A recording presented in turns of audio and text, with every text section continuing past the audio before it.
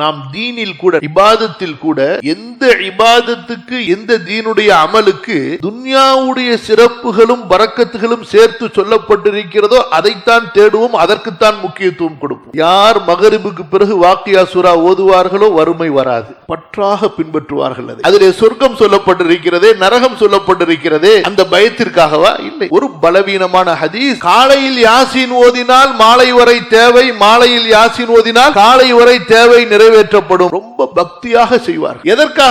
குர்ஆனின் மீது உள்ள பக்திக்காக அல்ல. அந்த சூரா யாசீனில் அல்லாஹ்வின் வல்லமை சொல்லப்படுகிறது, தஅவா சொல்லப்படுகிறது, அல்லாஹ்வுக்காக உயிரை கொடுப்பதனுடைய சிறப்பு சொல்லப்படுகிறது, மறுமை சொல்லப்படுகிறது, நரக வாழ்க்கை சொல்லப்படுகிறது. அதை கொண்டு தன்னுடைய உள்ளத்தை ஈமானை கொண்டு நிரப்புவதற்காக அல்ல. நூற்றுக்கணக்கான சஹீஹான ஹதீசுகளிலே சொல்லப்பட்ட அமல்கள் எங்கே மறுமை மட்டும் நினைவு கூறப்படுகிறதோ இந்த உம்மத் அதை கண்டுகொள்ளவே கொள்ளாது. அப்படியே விட்டு விட்டு சென்று விடுவார்கள்.